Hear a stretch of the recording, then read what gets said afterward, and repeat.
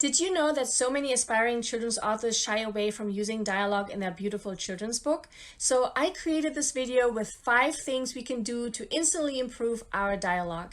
In this video, we'll look at how to use dialogue properly, how to use it more effectively, and how we can take our dialogue to the next level so our little readers can connect and identify with our characters even more. This is such an important video, so let's jump right in.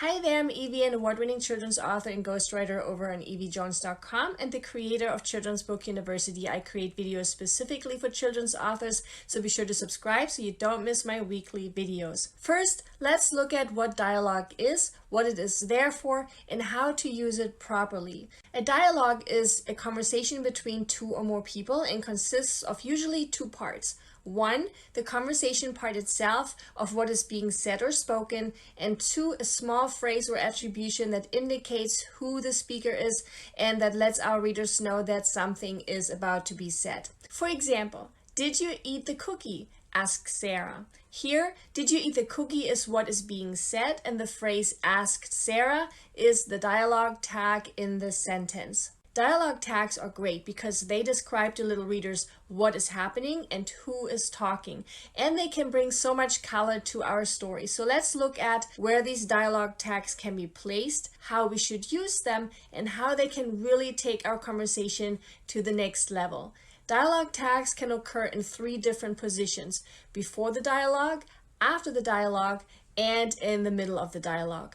Now, when it comes to adding dialogue to our beautiful children's books, it's important to make sure we are following certain punctuation and capitalization rules that will differ depending on the position of our dialogue tags. So let's take a look. Here I wanted to share an important side note, and that's that punctuation rules are not universal and differ depending on where we are located geographically. For example, while here in the US, the commas and periods are placed inside the quotation marks, other places like the UK do not. They tend to place commas and periods outside of quotation marks. So just like I mentioned in my video that was all about our book spine, it's really important to know what our book's main market will be so we can make changes accordingly and follow those rules used within our primary market. And so since I'm located in the US, I'll be talking about the rules that are being used here in the US. Now, if our tag is before the dialogue, it usually looks something like this. Sarah asked, "Did you eat the cookie?" Sarah said, "I can't believe you ate my cookie." Sarah said, "You ate my cookie yesterday." Here we will place a comma right after the dialogue tag, and the beginning of whatever is being said is placed within quotation marks and the first letter is capitalized. The dialogue ends with the applicable punctuation mark, whether that's a period, a question mark, or an exclamation point.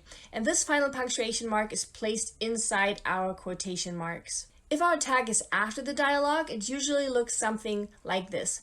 "Did you eat the cookie?" asked Sarah. "I can't believe you ate my cookie," said Sarah. "You ate my cookie yesterday," said Sarah. Here, the dialogue part itself stays the same. The beginning of whatever is being said is placed within quotation marks, and the first letter is capitalized. Any punctuation that follows our dialogue is again placed inside our quotation marks. So if our dialogue part is a question, we end it with a question mark. If our dialogue part is an exclamation, we end it with an exclamation point. However, if our dialogue part is a simple statement that would normally end with a regular period, it is replaced with a comma instead. That way, we are avoiding double periods that would occur after the dialogue part and after the dialogue tag. Also notice here, unless our dialogue tag begins with a proper noun, the first letter is not capitalized. So asked and said here are not capitalized. If our tag is in the middle of the dialogue, it usually looks something like this. "So the cookie," she asked, "was not for me?" "The cookie," she shouted, "was not for you." "The cookie," the girl said, "is delicious." We are using a comma before the dialogue tag inside the quotation marks, and the comma is used immediately after the dialogue tag outside of the quotation marks. And everything that is being said is within quotation marks. Our dialogue again ends with the applicable punctuation mark, whether that's a period, a question mark, or an exclamation point. And this punctuation mark is placed inside our quotation marks. And again, unless our dialogue tag begins with a proper noun, it is not capitalized. These rules might seem a bit daunting at first, especially if we aren't used to writing dialogues. So I went ahead and created a little cheat sheet for you that you can print out so that you have these rules right when you need them. And I have added the link to this printout in the description below. Now, when it comes to how to use dialogue, I wanted to share one more rule that I call the multi-page rule. Because what are we supposed to do if our dialogue begins on one page but continues on the next page? In this example right here, the little lion begins talking on page 3 and continues on page 5.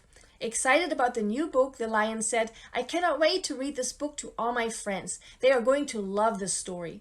And with this new book under his arm, off he went to find his friends. On page 3, we have our opening quotes at the start of the lion's dialogue. And we are not going to close our quotes here on this page because the lion isn't done talking yet, right? On page 5, where our dialogue continues, we include our opening quotes again to remind our readers that the lion is still talking. And then we close it with our ending quotes at the end of the speech. That's a very specific rule that I always see so many fellow authors ask questions about, so I wanted to make sure to include this here. But again, please remember that these rules are the rules used here in the US, so if your main market is a different marketplace or a different language, please make sure you follow those specific rules. Now that we have looked at the different positions of dialogue tags and the associated rules of how to use them, let's have some fun with them by making them more effective. Because these dialogue tags don't just let our readers know who is speaking, but these tags also give us an opportunity to be more descriptive and playful.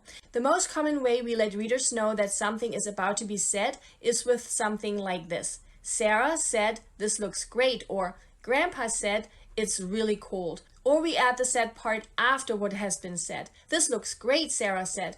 "It's really cold," Grandpa said.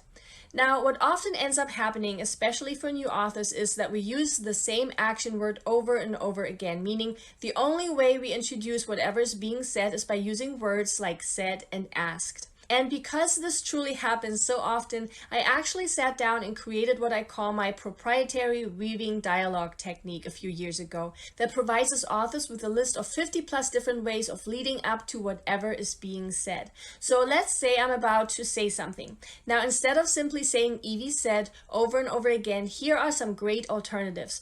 Eevi asked, Eevi whispered, Eevi responded, Eevi replied, Eevi remarked, Eevi insisted.